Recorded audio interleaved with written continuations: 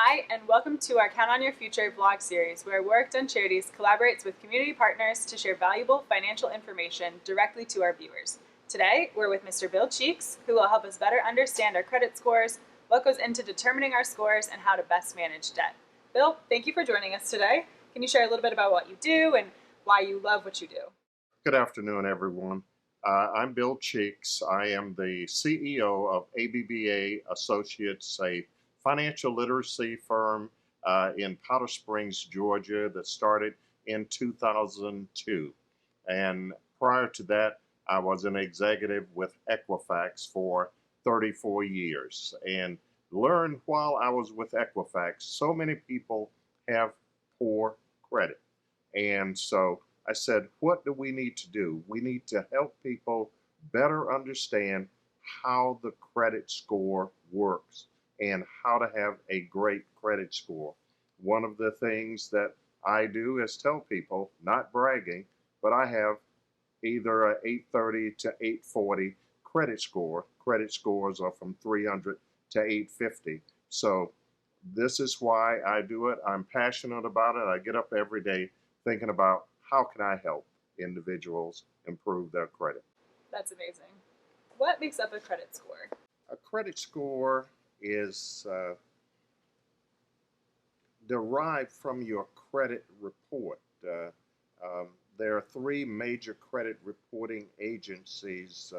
There's Equifax, which is headquartered here in Atlanta, Georgia. Then there's the largest credit reporting agency, Experian, which is headquartered in the UK, but they have a major operation here in the US, in California, and then TransUnion. These companies gather data, and that information is then fed into a system that was developed by two individuals, and they are known as Mr. Fair and Mr. Isaac. So now it is referred to as FICO, the company, and they have developed a system that goes from 300 to 850 that helps you understand what your credit score is. I will break it down a little bit as we go through our conversation, but again, it's 300 to 850 is your credit score, and then there are 5 components from the FICO system. One is paying your bills. Number 2 is your debt. Number 3, how long have you had credit? Number 4 is your mix of credit, then new credit. So those are the components, and we'll get into additional information on that. What is a good score? What's a poor score, etc. Very good. Is there a formula that creditors use to calculate these scores? They use the FICO formula, but it is different based on what kind of credit you are getting. If you are purchasing a home, they want to see all 3 credit reports and scores from the 3 agencies. If you are buying a car, I just told you it's 300 to 850 for your credit score, but for buying a car, it's 300 to 900. So it's very different. And then the credit score that they are getting, they get it from only one agency. They know based on zip codes throughout the country that which agency, which one, Experian, Equifax, or TransUnion, possibly has the largest database and can give them the best information as far as your credit score. Okay. How does someone get their credit score? Do you have to pay to learn your credit score? You used to. Now, a lot of people, and I want to clarify this, this is not a negative against this company, but they go to Credit Karma. Credit Karma is not a legitimate credit score from the standpoint of it is an education score, not what the creditor uses. Now, I get my credit score on a monthly basis from Discover. My wife gets hers from MasterCard. And they are giving me the credit score that they use and they get from FICO, which does probably 80+% of the credit scores. And then there, you can also get your credit score. You have to have been living under a rock or something if you haven't seen these Experian Boost commercials. Experian Boost also provides you with a FICO score, and again, it's free of charge. So I tell people, don't pay for a credit score. Go use the Experian Boost, or if you have a credit card, and even some of the auto finance companies, they are also providing you with a free credit score on a monthly basis. Now, let's talk the difference between a credit score and a credit report. Now, your credit report is free, and you can get it from all three of the credit reporting agencies. There's one place I want you to go to get it, and that's www.annualcreditreport.com. And guess what? One time, you could only get your credit report once a year. But because of COVID, and they have worked together as a credit reporting industry, and all three of the credit reporting agencies will give you a credit report on a weekly basis. Now, you don't need a credit report on a weekly basis. You just need to get it maybe every 3 months. Just make sure it's accurate. This is the thing that I emphasize with individuals. Make sure your credit report is accurate. Look at every line, and it's pretty easy to read. So please, at least every 3 months, go in to annual credit report and get a copy of your credit report from each of the three major credit reporting agencies. Kind of like auditing yourself. Auditing yourself. That is very good. Yeah. I couldn't have said it better myself. Well, I learned from you. Okay. If someone doesn't have credit, are there resources that you would recommend to establish credit? Maybe why wouldn't they have credit, and how do they go from there? Okay, you're asking a great question, and you wouldn't believe that there are over 25 million people who do not have a credit report. And Just is no credit? Just no credit. They deal in cash. A lot of immigrants don't have that. And then some people, they've had problems in the past. For instance, a quick example, a lady I was working with doing education seminars like I do with Warrick Dunn. And she was talking to me and said, Mr. Cheeks, my credit is bad. And I said, when was the last time you checked your credit report? Oh, she said it's been over 10 years ago. And what she found out was, why didn't she have a credit report? Negative information drops off your credit report after 7 years. And she hadn't looked at it. She hadn't done anything in credit. So again, that's why you need to need to know what's in your credit report. Now let's talk about what you just asked me. That I gave you a side answer. What is happening now is companies like Experian, they are looking, because there are so many millions of people who don't have credit, how can we help them to get credit?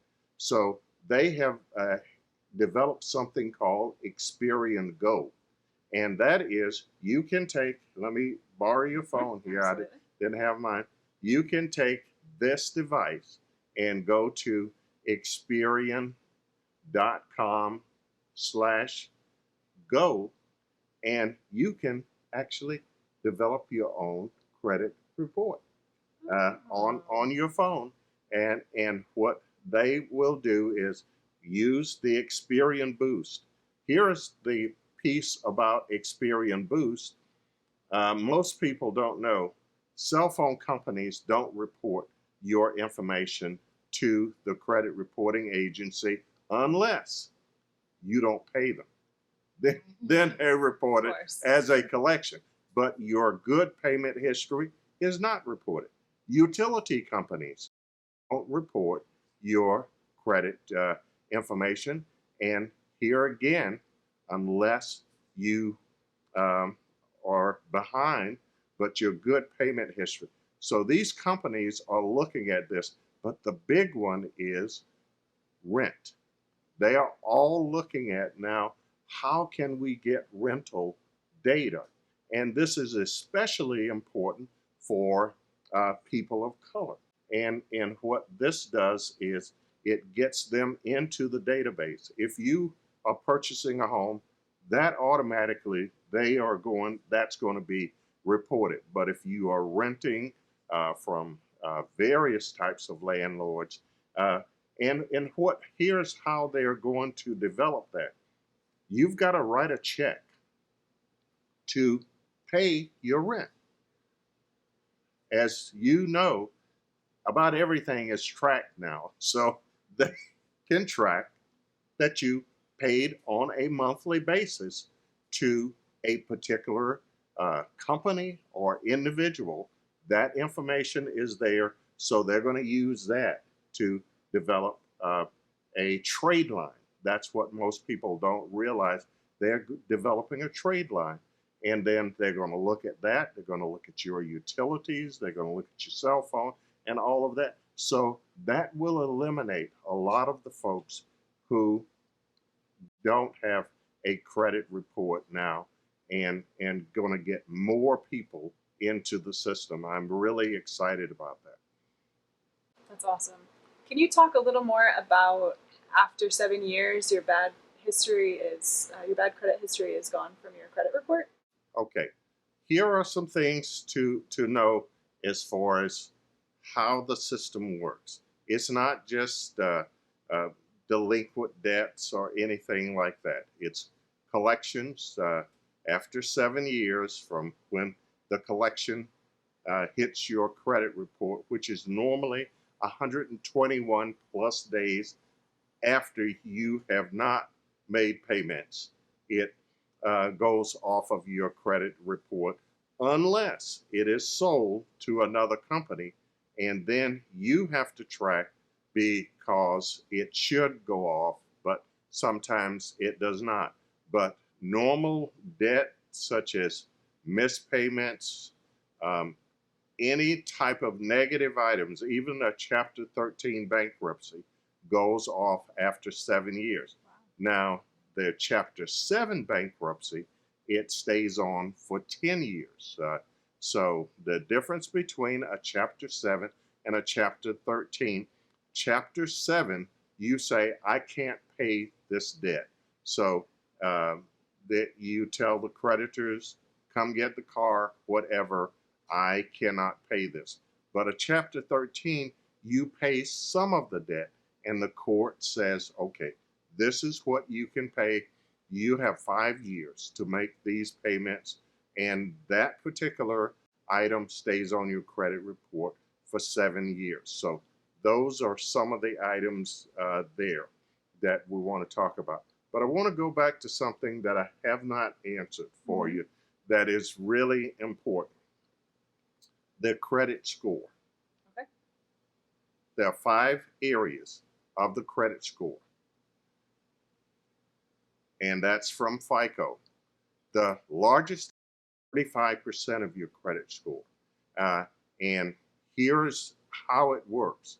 If you missed a payment recently, it's going to have a greater impact on your credit score than missing a payment 18 months ago, 24 months ago, or 2.5 years, 3 years ago. The older it is, the least impact it has on your credit score. Now, the one thing I talk to people about is this. Missing one payment can drop your credit score 50 to 100 points. But it's going to take you probably a year to rebuild to get those points back. The second part of your credit score is the debt. I tell people I want you to buy a car, but know this. When you buy a car, it's going to lower your credit score. But it's good. It's good debt. It's called installment debt. But here's the debt I will really want you to manage.